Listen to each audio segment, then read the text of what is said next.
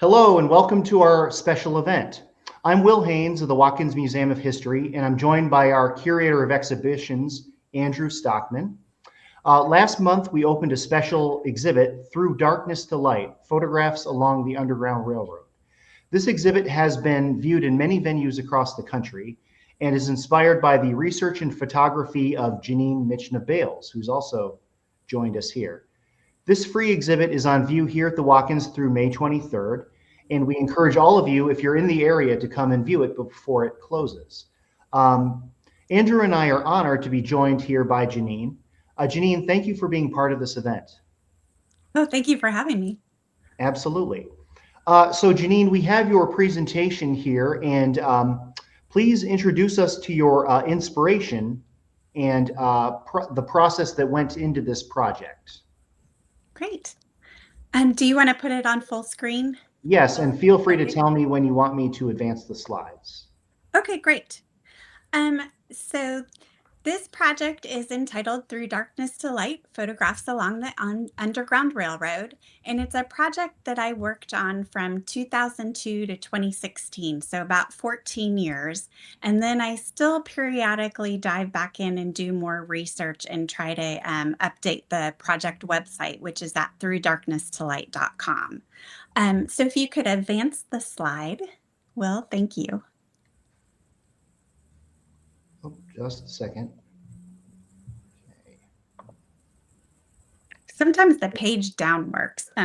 Okay, Yeah. so those who cannot remember the past are condemned to repeat it. These words are all too relevant today, especially history is cyclical. But I think knowing and understanding history can be a fundamental component to aid in writing our future. Okay, next slide. In 2000 and 2001, I was reading a book called The Artist's Way by Julia Cameron. She took the idea of the 12-step Alcoholics Anonymous program and applied it to the lives of non-practicing artists. As a result, I began writing via pen and paper 3 pages a day, an exercise that has become an integral part of my creative process. Over the years, my artistic practice has become steeped in history. It involves writing about topics, in-depth research, and capturing images that convey a sense of connection and emotion, all with the ultimate goal to spark discussions and open up a dialogue on various difficult topics. It is very important to me to try to understand why things are the way they are in today's society. What are they a result of? How deep does this history go? These are topics that I explore regularly, especially as I write. Sometimes, if I'm lucky and my muse decides to make her presence known, ideas show up on the pages. I like to think that projects choose me to bring them forth into the world. Okay, such was the case with the idea for Through Darkness to Light, Photographs Along the Underground Railroad. As I mentioned, it was 14 years in the making. I wrote my pages each day, and as I did so, the thought of what a journey to freedom would look like on the Underground Railroad kept popping up on the page. I feel the project chose me and wouldn't let go, and so I began to research. Through that research, I saw humanity at its worst and also at its best. And that hope can unite and make all of the difference in the world. Next slide, please. I read books, lots of books, from various historians about the United States antebellum period. I highlighted and flagged various pages to reference as I started to create a timeline of slavery in the United States, the back and forth between the North and the South, and how all of this fit into the world picture at the time. I learned about the various possible disputed origins of the term Underground Railroad. Abolitionist Rush Sloan offered an account in 1831, stating that the term originated from an episode in which a fugitive slave, Tice Davids, fled across the Ohio River pursued by his owner. Upon reaching the shore, Davids disappeared, leaving the bewildered slaveholder to wonder if Davids had somehow gone off on an underground road. Another story states that the term came into use among frustrated slave hunters in Pennsylvania, and a third tale from 1839 in Washington, D.C. alleges that a fugitive enslaved person, after being tortured, claimed that he was to have been sent north where the railroad ran underground all the way to Boston. I found that the Underground Railroad wasn't the only passage to freedom. In the early 1700s into the early 1800s, many found freedom in Spanish Florida, escaped into Spanish lands in Texas and elsewhere, or to the Caribbean islands. There were also legal routes to freedom through manumission, essentially purchasing freedom or being freed through a will after an owner's passing. These instances were very rare and were often contested in courts of law. One of the Tennessee plantation owners where I photographed was a lawyer and defended several manumission cases. Next slide, please. I learned that the world cotton consumption, including Britain, which outlawed slavery in the British Empire in 1833, rapidly increased, and that U.S. cotton exports more than tripled from 6 million pounds in 1796 to over 20 million pounds in 1801. And on the eve of the Civil War, cotton accounted for 60% of U.S. exports, representing a value of $200 million. I learned how the invention of the cotton gin fueled this growth while also creating worsening conditions for the 1 million enslaved people who were producing cotton at the time. And I learned that the North, even though its states were outlawing slavery, was still complicit in perpetuating its continuation through the purchase of slave-produced goods and produce. Also by banks funding plantations and businesses that operated with enslaved labor, and by insurance companies writing policies to cover enslaved persons as commodities. I learned about the Atlantic slave trade, its brutality and pervasiveness over 2 centuries and beyond. How Blacks were kidnapped or sold into slavery and taken to the Caribbean, the United States, Brazil, and other countries. How few survived the journey aboard the ships due to the deplorable conditions they were subject to in transit. Next slide, please. I read more books on spirituals, historical fiction books with plots centered around slavery, such as The House of Dyes Dreer. And I read about how the legacy of slavery lingered past the Civil War through sharecropping, how the state's laws of slavery morphed into the Black Codes and Jim Crow laws.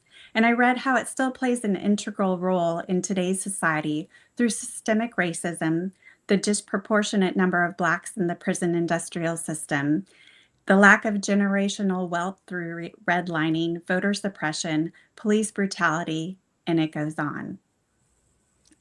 Next slide, please. I read as many firsthand accounts that I could find. I found interviews from formerly enslaved people who had made it to Canada and were interviewed in the 1800s by Eber M. Pettit. Although escape from the Deep South was rare, several of those interviewed stated they had come from states like Louisiana and Mississippi. The Works Project Administration, the WPA, interviewed many formerly enslaved Blacks in the 1930s. Reading the transcripts was daunting and, for my empathic self, tough. It detailed brutally horrendous circumstances. I would often have to walk away and take a break before resuming. Since the participants, the freedom seekers, and those helping them have long since left the world of the living, I wanted to include in the project in some form their voices. So I continued reading, searching for descriptions, claims, and other words that could be woven through the journey images that I plan to photograph.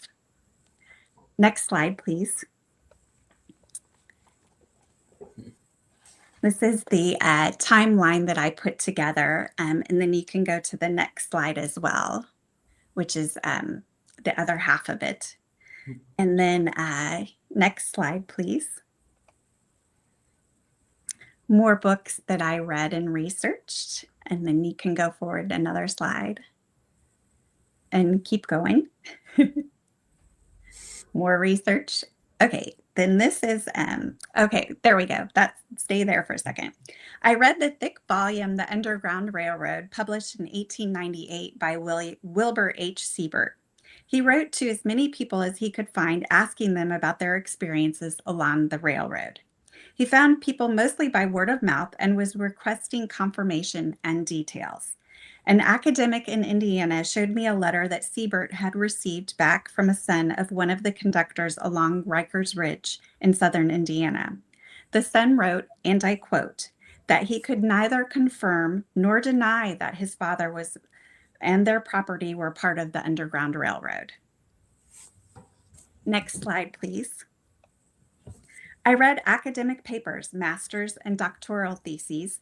I learned that the people of Indiana, like most of the country, were severely divided on the issue of slavery. Indiana's proximity to Kentucky fostered a strong pro-slavery movement. Yet some abolitionists were willing to give their lives to help enslaved people escape bondage. I found two documented accounts. One man was jailed in Kentucky for 14 years for helping some enslaved people escape and was found dead in his cell the day he was due to be released. Another man was kidnapped and drowned in the Ohio River. Even the sheriff of Jefferson County in the 1840s, Wright Ray, used his office to hunt down and recapture freedom seekers. He watched the local station masters, and quite a few of the conductors' memoirs discussed confrontations with Wright.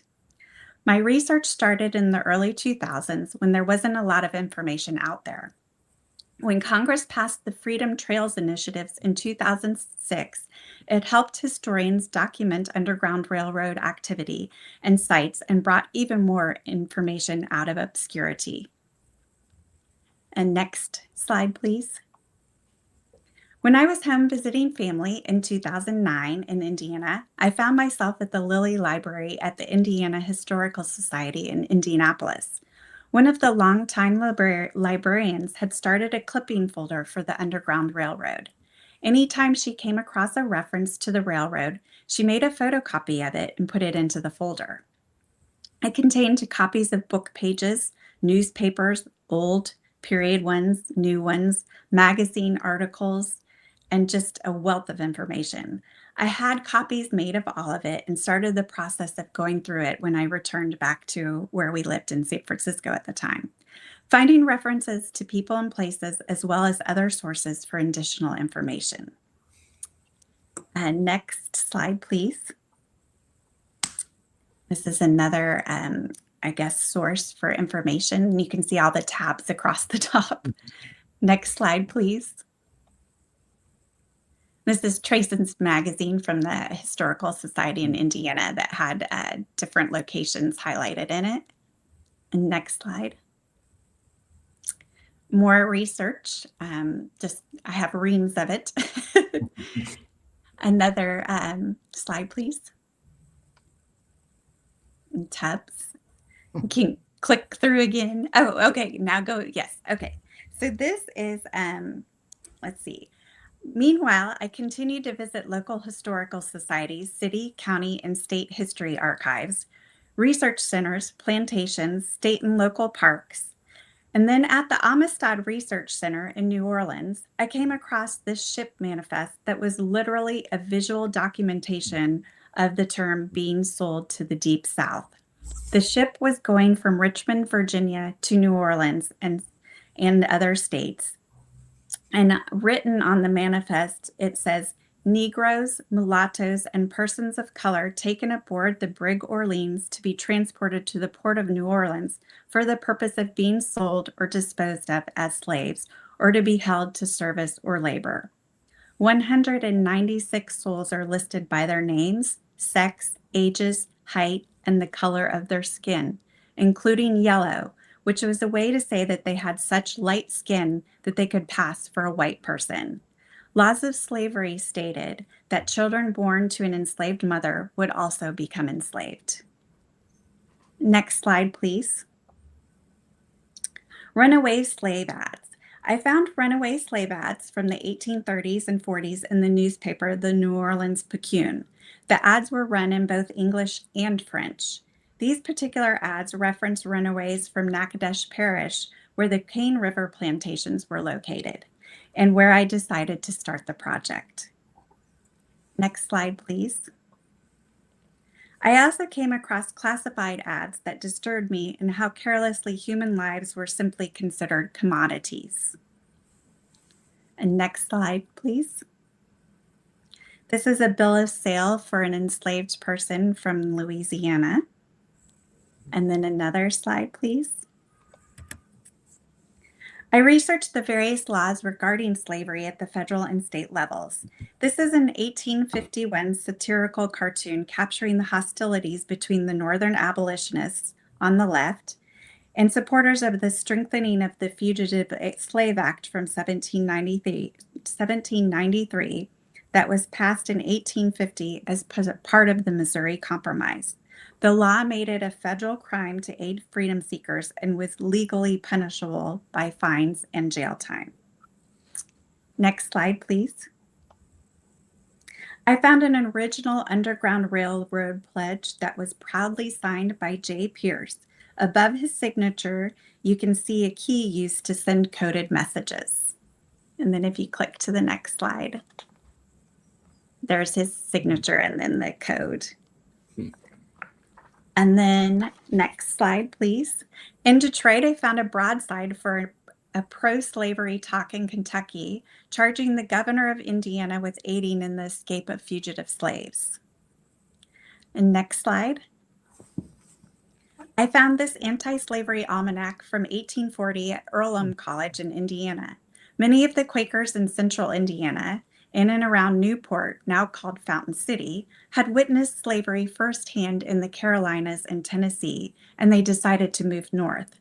They worked closely with other conductors in Indiana, Ohio, Michigan, and Illinois. The area also included a large African American community of free and escaped Blacks called Africa, and a school dedicated to educating people of any color, as well as various religious organizations. As I continued to find period documents, I could see clearly that the Underground Railroad was America's first civil rights movement. It blurred racial, gender, religious, and socioeconomic lines and united a wide range of people in the common cause of ending the injustice of slavery. Next slide, please. At the Indiana State Library, I found several minutes books from a few anti-slavery societies. This particular one is from the Constitution Minutes book of the, is this the Union during, so this is Newport anti-slavery times. Let's see. Okay, if you can go to the next slide. That's the recording secretary. So I think this is another minutes book. At the Indiana State Library, I found minutes books. So Article 8 of the Union Literary Institute Constitution, located in Spartanburg, Indiana, stated that the differences in government, discipline, and privileges will not be made with regard to color, rank, or wealth. The school taught mainly agriculture and educated Blacks at a time when it was illegal to do so. And next slide, please. So this is the Article 8 from that particular book I was just reading from. Next slide. Here's another minutes book from the Elk Monthly Meeting of Anti-Slavery Friends from Wayne County, Indiana, 1843 to 1852. A lot of the anti-slavery groups were much more prominent and met regularly prior to the passing of the Second Fugitive Slave Act in 1850. Next slide, please. This is a spread from the Neels Creek Anti-Slavery Society that formed in Jefferson County, Indiana on January 5th, 1839, with the object of the entire abolition of slavery in the United States. Among the society's members were local Underground Railroad conductors Samuel H. Tibbetts and the Reverend Thomas H. Hicklin. Both had regular run-ins with the self-described slave catcher who I already mentioned, Wright Ray, who was also the sheriff of Jefferson County. Next slide, please. And this is the minutes book from the Neels Creek Anti-Slavery Society. And the next slide. This is the Free Labor Advocate. So I visited as many Underground Railroad sites as I could, and as I was trying to find locations that were in operation during the same time period, along with, if possible, references between conductors. Levi and Catherine Coffin's home was perfectly set up to be a station on the Underground Railroad with an indoor well so as not to draw attention to pulling extra water. They hid freedom seekers near the well and in an attic space accessed behind beds upstairs. Levi had a wagon with a false bottom and would often personally deliver passengers to their next stop. Next slide. He actually also placed, let's see, ads. Hold on, my pages are stuck together. So these are ads where you have Frederick Douglass put an ad in the Free Labor Advocate on the right for, I guess, his North Star newspaper before he published it, talking about that he was going to be doing this newspaper. And then on the left is an ad that Levi Coffin placed in the Free Labor Advocate. And he had a store that sold only free labor goods. So no cotton or produce was sourced from slave labor. Next slide, please. On the left is the false bottom wagon of Levi Coffin's, and on the right is their indoor well. And then the next slide, and that's the bed scooted to the side in the upstairs, and then they would move the bed back over the door. Next slide, please. This is Eleutherian College in Lancaster, Indiana, was an Underground Railroad site that was constructed between 1854 and 1856. Some of the college's trustees, including Lyman Hoyt and Samuel Tibbets, which I mentioned earlier, were active conductors on the Underground Railroad. Next slide, please. This is the Lyman Hoyt home, which is right near Eleutherian College. And this is one of the houses that was part of the Neels Creek Anti-Slavery Society and on the railroad. Another slide, please. This is research from Indiana counties detailing routes for the purposes of placing historical markers for the Underground Railroad. And so this is all how I was able to find locations in order to photograph them. Next slide, please. This broadside was found in Detroit while I was trying to piece together sections of the route through Michigan into Canada. If slave catchers were unsuccessful in the first few weeks after an escape, they would simply go to Detroit and wait. Because this tactic worked so often, Detroit earned the nickname Midnight. Next slide, please. A contemporary newspaper article detailing another Underground Railroad stop in central Indiana, just north of Indianapolis. As time went on and I dug through the research, I started to fall down a rabbit hole. How could I piece together a probable route? No one path was followed over and over again. Things had to change regularly and sometimes quickly in order to keep passengers moving safely from one stop to the next. Often passengers had to double back if they got lost or a stop was being watched. How much did they actually zigzag? The research showed that freedom seekers traveled roughly 20 miles per night. This helped me determine which stops would link together to form a possible route. Stops that were further away started to become less important, and I focused on stations that were closer together and cross-referenced frequently in memoirs and other materials. Next slide, please. As I got farther into the research, I had a pretty good sense of the Underground Railroad sites through Indiana, but I had big chunks of the path missing. Every time I would get stuck, some serendipitous event would step in and provide help. One night, I ran into a woman in Madison, Indiana, while photographing for the project. She decided to walk her dog at midnight, not something that she normally did. She stopped to ask what I was doing, and I explained. It turns out that she was in the process of working on getting an Underground Railroad monument placed in her neighborhood, the Georgetown district. She was able to facilitate introductions to a few key academics that helped fill in some of the gaps. And those were some of those theses that I showed earlier. Next slide, please. The city of Madison, Indiana is situated on the Ohio River, the literal dividing line between the North and the South, just across from Trimble County, Kentucky. The Georgetown district was a free Black community that housed a few conductors. One of the most notable was George de Baptiste. He eventually relocated to Detroit after raids from Kentucky had threatened his life one too many times. Several routes out of town led from the Ohio River up through Eagle Hollow and Rikers Ridge. Later, when most of Indiana was mapped out, I was still missing one key stop. I kept seeing references to a certain area, presumably with a station, but I just couldn't locate a name or a specific town or a county. Then in 2014, while I was at the Center Awards exhibition in Santa Fe, New Mexico, where some of the images from Through Darkness to Light were on display with other winners' work, the uncle of the woman next to me who lived in Santa Fe came to the show.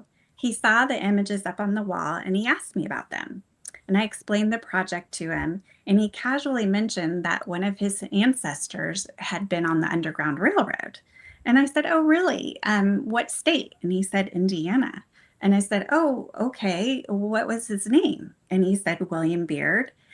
And I said, "Okay, what part of Indiana?" And so he said, "Union County." It was literally the stop that I had been looking for about 10 years. So he was able to give me the address of the house and more information on William Beard so that I could ultimately go photograph it. Many of the first person enslaved accounts discussed running away to neighboring plantations for short periods as a form of protest to get much needed rest or to see loved ones, like children. Since there was no Underground Railroad in the South, I applied this methodology to the route I was researching. I also looked for pathways, thoroughfares, and other places that could be utilized for movement, yet yield some sort of safety. Next slide, please. Eventually, I was able to piece together this probable route to freedom that traversed some 1,400 miles as the crow flies, from the Cane River plantations near Natchitoches, Louisiana, continuing across Louisiana, up through Mississippi, through the corner of Alabama, up through Tennessee and Kentucky, then crossing the Ohio River into the northern state of Indiana, up into Michigan, and across the St. Clair River to Canada and freedom. Is this an actual route that someone took? I don't know, but it very well could have been. I made sure that everything tracked, all locations existed and were operating at the same time, and some even had documented references between station masters and stops. All 82 images in the series were based on my research and formed the framework for the visuals, roughly 20 miles between each image. The research also showed that freedom seekers typically moved under the cover of darkness. It generated the title and was undertaken over the period of 14 years. I purposely chose a first-person perspective because I wanted viewers to understand that it was the freedom seekers' will and determination that led them to the Underground Railroad and ultimately to freedom. It took me 3.5 years to capture all of the images in the series. I scouted locations during the day and returned at night to photograph. At virtually every location, a cardinal bird would be chirping to let me know that I was at the right spot. Next slide, please. Frederick Douglass stated that no man can tell the intense agony which was felt by the slave when wavering on the point of making his escape. All that he has is at stake, and even that which he has not is at stake also. The life which he has may be lost, and the liberty which he seeks may not be granted. Next slide, please. This image is entitled Decision to Leave Magnolia Plantation on the Cane River in Louisiana. Next. Southern Pine Forest following El Camino Real, LaSalle Parish, also in Louisiana. Next. Gathering Provisions, outskirts of the Myrtle Grove Plantation, Tensas Parish in Louisiana. John Little, a fugitive enslaved person, said, "'Tisn't he who has stood and looked on that can tell you what slavery is. 'Tis he who has endured." Next. Moonlight over the Mississippi, Tensas Parish, Louisiana. Frederick Douglass said, "Brothers and sisters we were by blood, but slavery had made us strangers. I heard the words brother and sister and knew they must mean something, but slavery robbed these terms of their true meaning." Next. On the left is Sunken Trace, Claiborne County, Mississippi, and on the right is Determining True North in the Rain along the southern part of the old Natchez Trace in Mississippi. And next, with the moss on the side of the trees I was just showing, a local grocer heard that the Smiths were mistreating their slaves. He showed Cummings a map of Lake Erie, spoke with him about Ohio and Indiana, taught him to find the North Star and determine direction by moss on the tree, and encouraged him to make a run for it in July 1839. Cummings fled, and he was interviewed later by Everett and Pettit in Canada, so we know he made it. This image is entitled Cypress Swamp, Middle Mississippi. The Censor, an anti-slavery weekly, on February 26, 1868, had written, "The conveyance most used on the southern section is known as the foot and walker line of the Underground Railroad. Passengers running their own train, steering by the North Star, and swimming rivers when no boat could be borrowed." Next slide, please.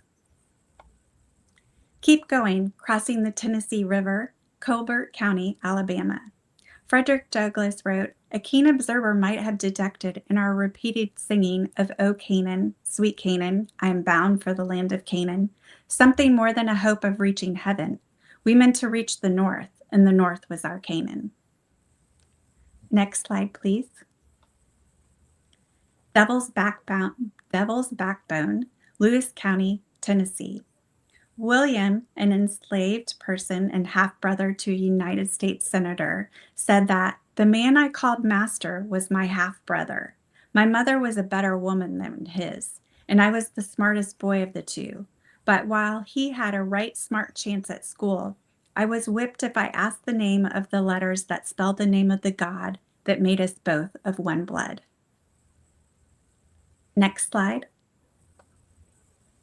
I had reasoned this out in my mind, Harriet Tubman said. There was one of two things I had a right to, liberty or death. If I could not have one, I would have the other. For no man should take me alive. I should fight for my liberty as long as strength lasted, and when the time came for me to go, the Lord would let them take me. And this image is entitled Fleeing the Torches, Warren County, Kentucky. Next slide. Hidden Passage, Mammoth Cave, Barron County, Kentucky. Documents show that passengers of the Underground Railroad passed through the cities surrounding Mammoth Cave, including Cave City, Glasgow, and Munfordville, where they could safely cross the Green River. While there is no evidence the cave itself was used by the Underground Railroad, the most accurate map of the cave system was drawn in 1842 by Stephen Bishop, an enslaved guide who gave cave tours to travelers.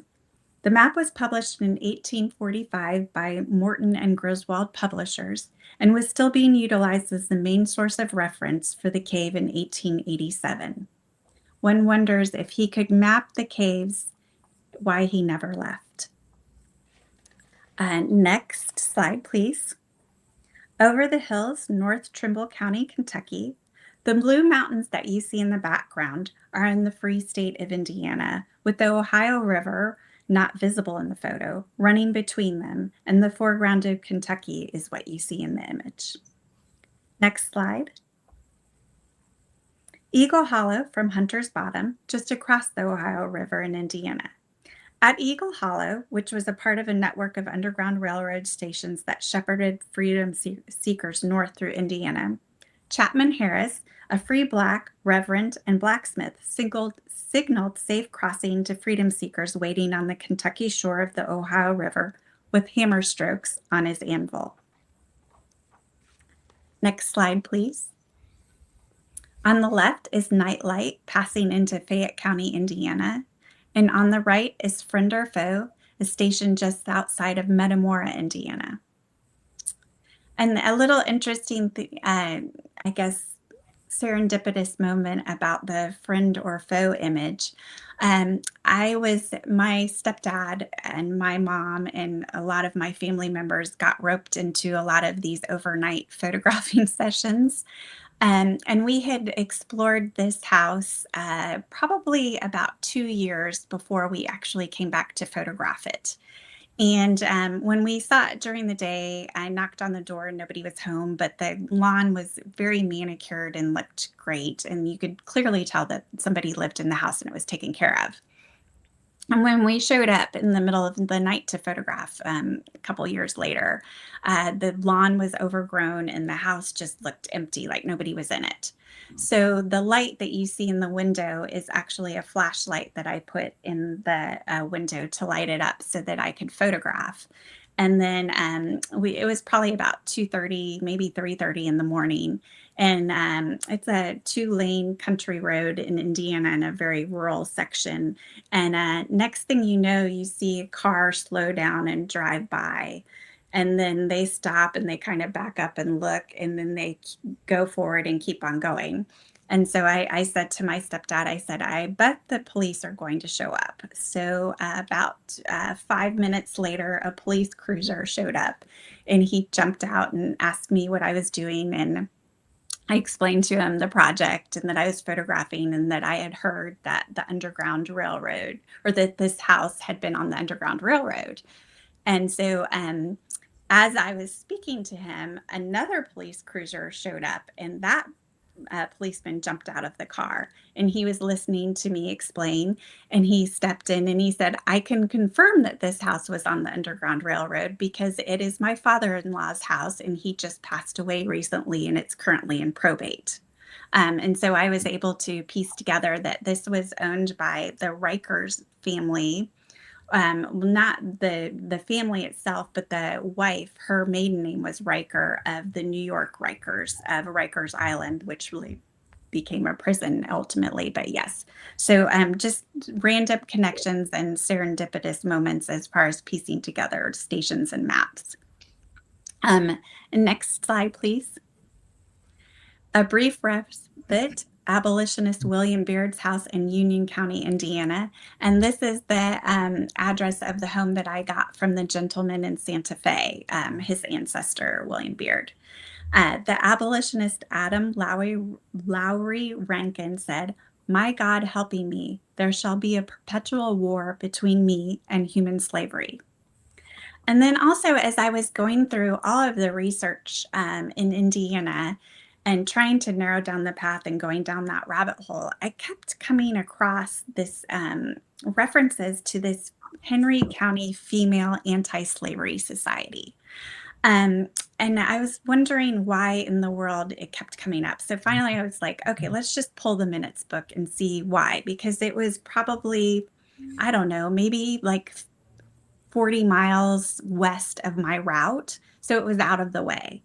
But members of the Henry County Female Anti-Slavery Society were taking up donations to buy 127 yards of free labor cotton in order to sew garments, vests, coats, pants, dresses, shirts, and socks. 2/3 of the garments were directed to Salem, Union County, care of William Beard. So that's why it kept popping up, because it was a reference to my route. Next slide, please. So a safe place to regroup, the House of Levi Coffin, who was unofficially dubbed the president of the Underground Railroad, Fountain City, formerly Newport in Indiana. And that's the barn out back where he housed the false bottom wagon. And Levi Coffin wrote, the dictates of humanity came in opposition to the law of the land, and we ignored the law. And on the right is Approaching the Seminary near Spartanburg, Indiana. And that was the Constitution where I said that was the school that was teaching agriculture to Blacks. Next slide, please. On the Safest Route, James and Rachel Sullivan Cabin, Pennville, formerly Camden, Indiana. Several documents from the mid-1800s to the present indicate that Eliza Harris stayed at this location during her flight northward. Her crossing of the Ohio River would become one of the best-known escapes due to her representation in Harriet Beecher Stowe's 1852 novel, Uncle Tom's Cabin. Next slide, please. Orange Moon, Adams County, Indiana. Next. Walk along the ridge between the Maumee and St. Joseph Rivers, Braun Leslie House, Fort Wayne, Indiana. Next. Lying Low, William Cornell House, outside Auburn, Indiana. Next slide. Dirt Road, outside Coldwater, Michigan. Next slide. The Beacon Tree, Spring Hill Farm, Macomb County, Michigan. This is the only photograph that's not actually a photograph of one site. It's a composite of two photographs or two different locations composited together. It represents a memory described by Liberetta, the daughter of Peter and Sarah Learich. As a 5-year-old, Liberetta witnessed her parents and their neighbors, John Naramore, John Waters, and Mr. and Mrs. Fuller, uprooting a massive cedar tree and pulling it with 3 yoke of oxen to the top of a hill where they replanted it. Gathering near the tree, the group prayed for their Black brethren and the downtrodden race and sprinkled newspaper clippings of the national-era anti-slavery paper on the cedar's roots. Mrs. Naramore soon arrived, announcing that the tree was visible from a mile away. Next slide. Within reach, crossing the St. Clair River to Canada just south of Port Huron, Michigan. And next slide. Freedom, Canadian soil, Sarnia, Ontario. Harriet Tubman said, "I looked at my hands to see if I was the same person now I was free. There was such a glory over everything. The sun came like gold through the trees and over the fields, and I felt like I was in heaven." Next slide, please. As Frederick Douglass might have wished, may we all come through the darkness into the light. In a speech at Finsbury Chapel in Moorfields, England on May 12, 1846, he stated that slavery is one of those monsters of darkness to whom the light of truth is death. Expose slavery and it dies. Light is to slavery what the heat of the sun is to the root of a tree. It must die under it. All the slaveholder asks of me is silence. He does not ask me to go abroad and preach in favor of slavery. He does not ask anyone to do that. He would not say that slavery is a good thing, but the best under the circumstances. The slaveholders want total darkness on the subject. They want the hatchway shut down. That the monster may crawl in his den of darkness, crushing human hopes and happiness, destroying the bondman at will, and having no one to reprove or rebuke him. Slavery shrinks from the light. It hateth the light, neither cometh to the light, lest its deeds should be reproved. To tear off the mask from this abominable system, to expose it to the light of heaven, aye, to the heat of the sun, that it may burn and wither it out of existence, is my object in coming to this country. I want the slaveholder surrounded, as by a wall of anti-slavery fire, so that he may see the condemnation of himself and his system glaring down in letters of light. Thank you. And then there is a book, if anybody's interested, that does have all 82 images in it. It also has a lot of the research and some essays, and the foreword was written by Andrew Jackson. I'm trying to think of what else. And then there is the Underground Railroad in our community, which is a local thing that the Watkins Museum has put together that everybody should go see if you haven't seen it already. And that, I believe, is up through May 30th. Is that correct, Will? Yes. Yeah, Andrew's best equipped to answer that. Oh, okay. Yes, that's the right date. Thanks for plugging that. Yeah. And then I guess Through Darkness to Light is on view through May 20th. And it's the images are, I guess the biggest ones are about 3 feet wide by 2 feet tall, and they are very dark on purpose, and just kind of gives you an experience of being, I guess, if you were on site.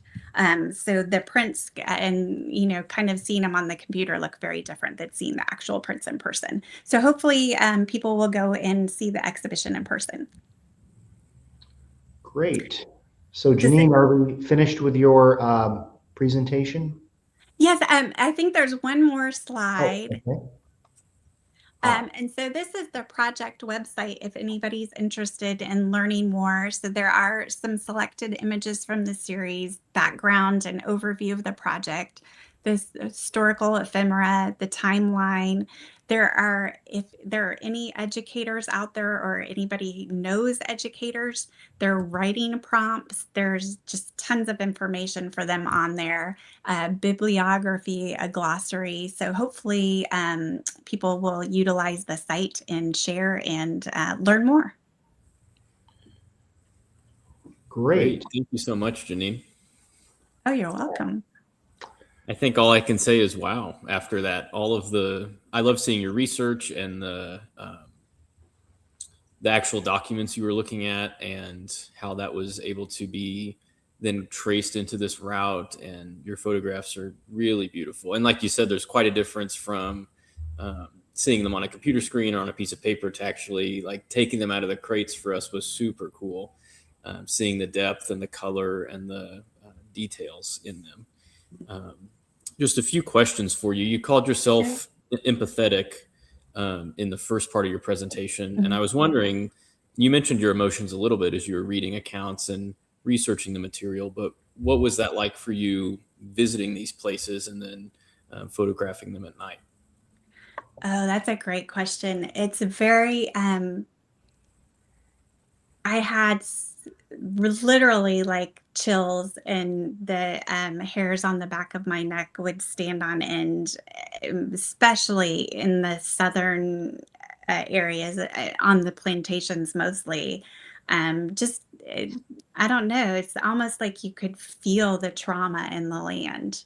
Um, and especially being there out at night, like when I was at the King River plantation, it's a national park, so I had to get a special permit, and I was literally out there with another a park ranger next to me while photographing, but it was only the two of us out there, and it was dark, and even just across the whole situation, all of the sites, photographing at night. What I remember specifically is and it's just all of the senses, like your eyes have to adjust. So you're seeing, eventually you can see the individual leaves on the trees, even though it's very dark and black outside.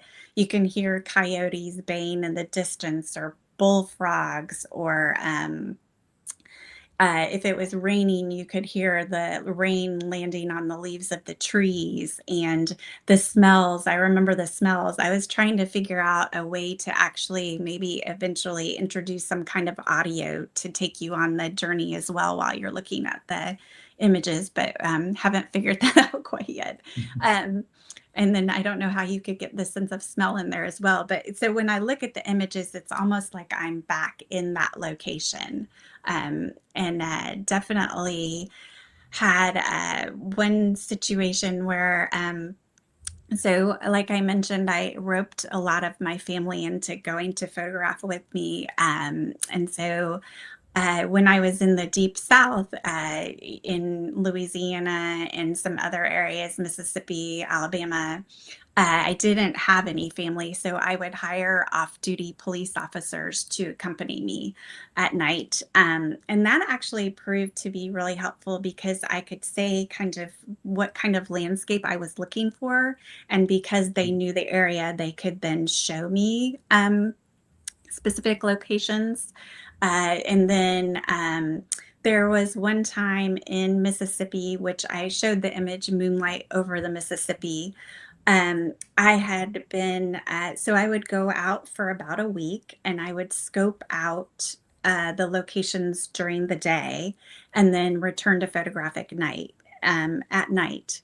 And I quickly learned that a week was way too long to do one stretch at a time because I would get no sleep and then I was not functioning very well.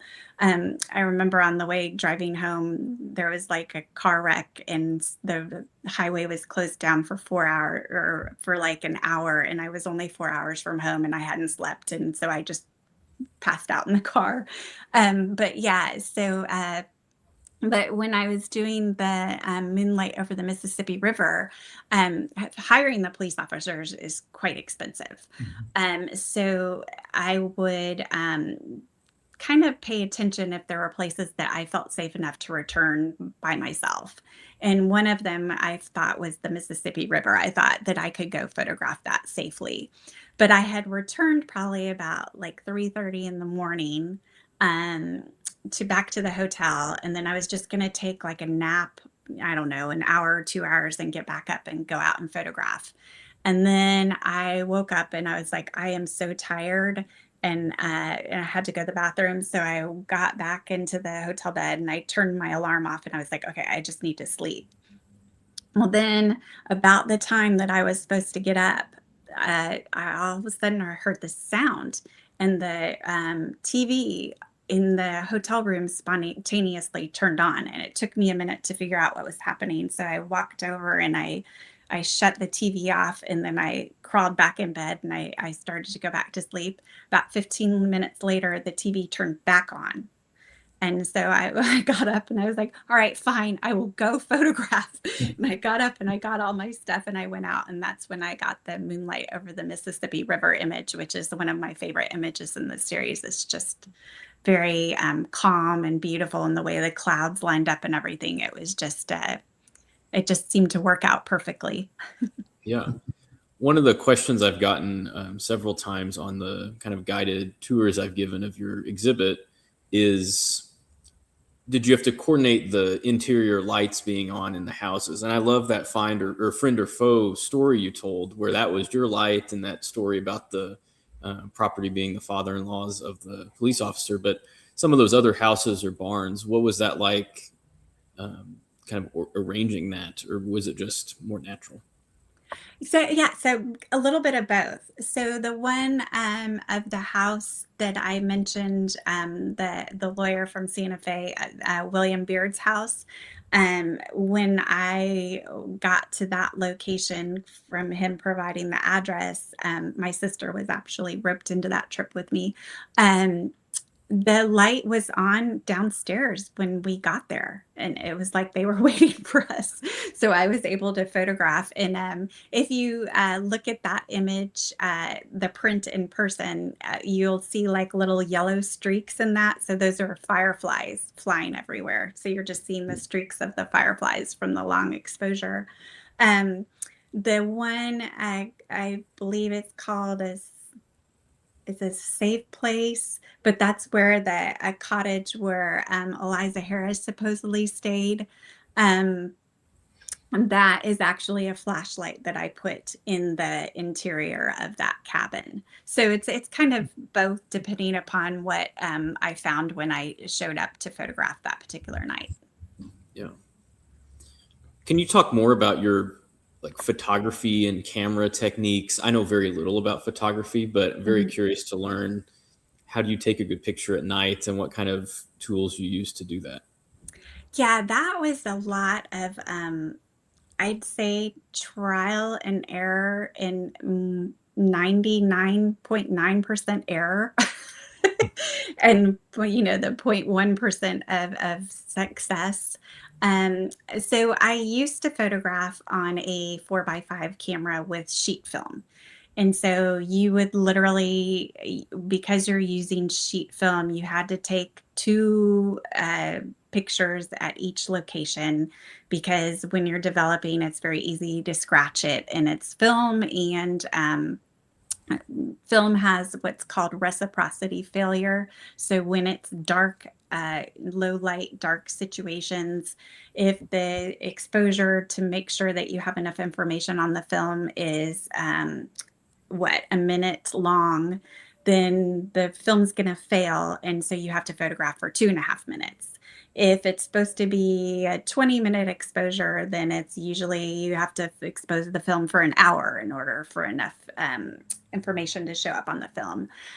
So I did not photograph this project on film because I probably still would be photographing it for the next 15 years. So I chose a Canon digital system because the reason the 4x5 camera is unique, which is if people aren't familiar, Ansel Adams, he used a big 8x10 camera with the bellows and the movements in the camera. So a 4x5 is just, slightly smaller than that camera that Ansel Adams used. But the Canon digital system has, I guess they're called tilt shift lenses. And so you have the movements of those big, large format cameras built into the lenses. And the reason that that's important is when we look at, say like a skyscraper in downtown, when we look up, visually our eyes kind of correct it and it looks like it's straight.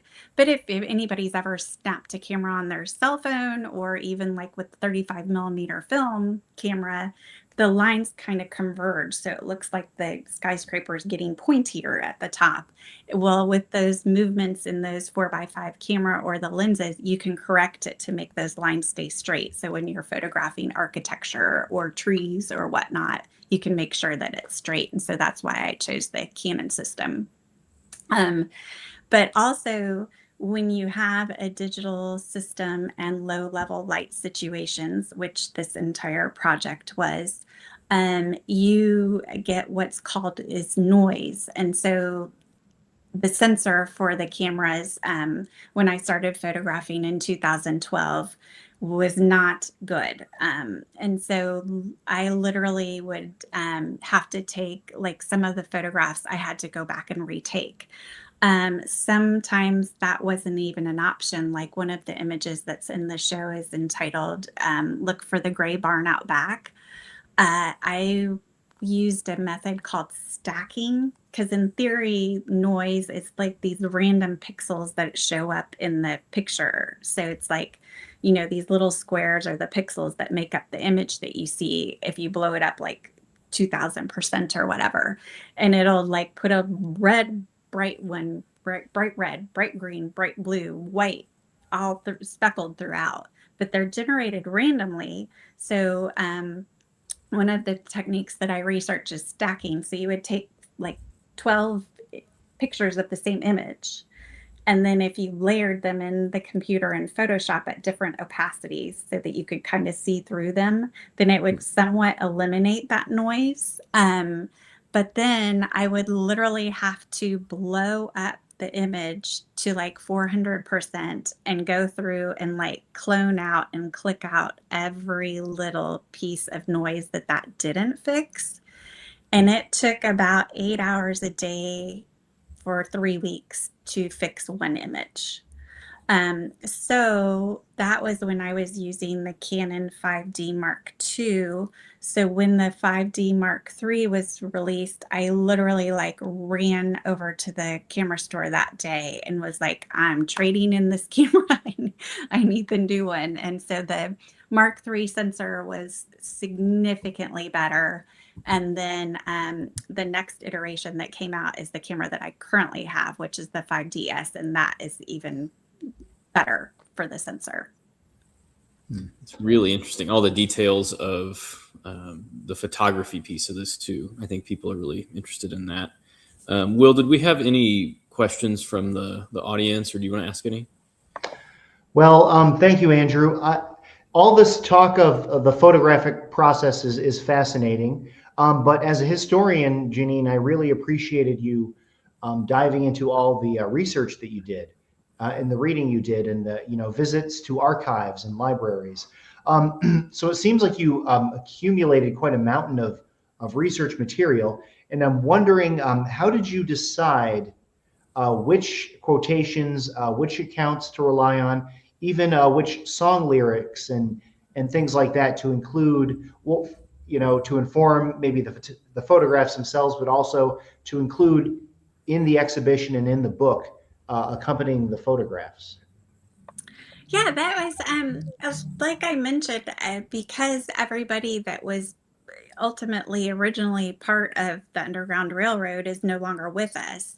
I wanted to make sure that we had their voices in there. And so that's why I was reading all of those first person narrative accounts. And some of those stories were, and not stories, narratives, like real life things that happened, were absolutely horrific to read. And just it's I'm very visual, clearly, and so like when I read something, then it's like my mind makes like a movie of it, and so some of those images are stuck in my head forever and will never go away.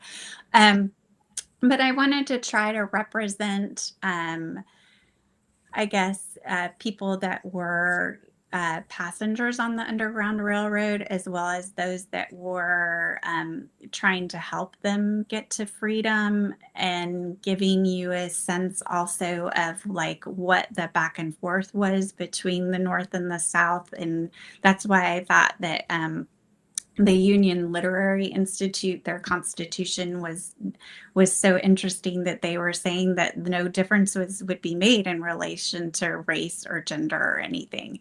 And I think that even now that might be a forward thinking thought.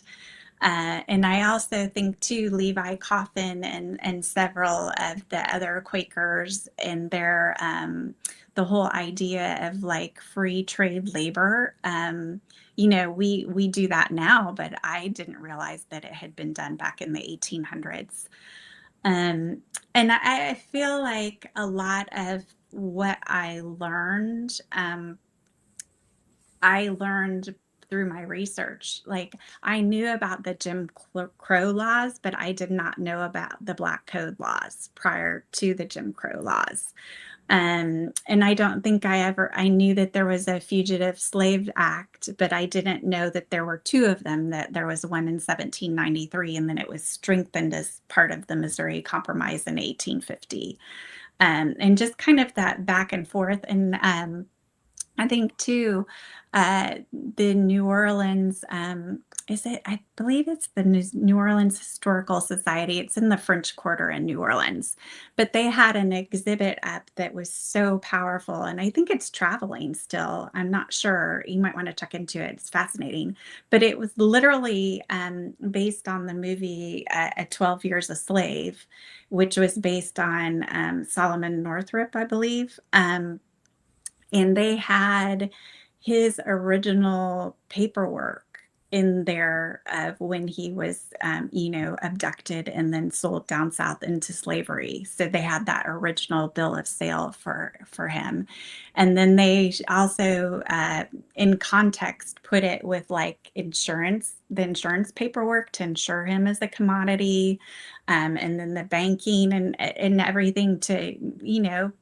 make everybody understand that even though the North was against slavery, not all of the people in the North, but some of the states, and were abolishing it, they were still complicit in keeping it going by purchasing cotton or sugarcane or whatever else. So I feel like a lot of this history is is not known and needs to be known, and that's kind of why I set up the project website. And I definitely need to update it more and keep adding stuff as I'm learning and finding things, and because more articles are coming out, and because the Underground Railroad was such a word of mouth thing, there's not, all of the documentation isn't written down because it would have been detrimental if it had been. So there's still a lot of information out there and coming to light, and new locations showing up. So it's still the history is kind of still evolving. Well, and that's how history works. It always evolves based on new research and findings. And I think your exhibition is really helping us to come to grips with that history. The exhibition is titled "Through Darkness to Light: Photographs Along the Underground Railroad." You're getting a small taste of it behind me right now. But we hope that this has inspired all of you to come out and see this exhibition here at the Watkins Museum, where admission is always free. Jeanine, thank you so much for providing this information for us today. Oh, thank you so much for having me. No, it was wonderful. Absolutely, I agree. All right, and thank you to all of you who joined us, and we'll see you next time, and we hope to see you here at the Watkins Museum.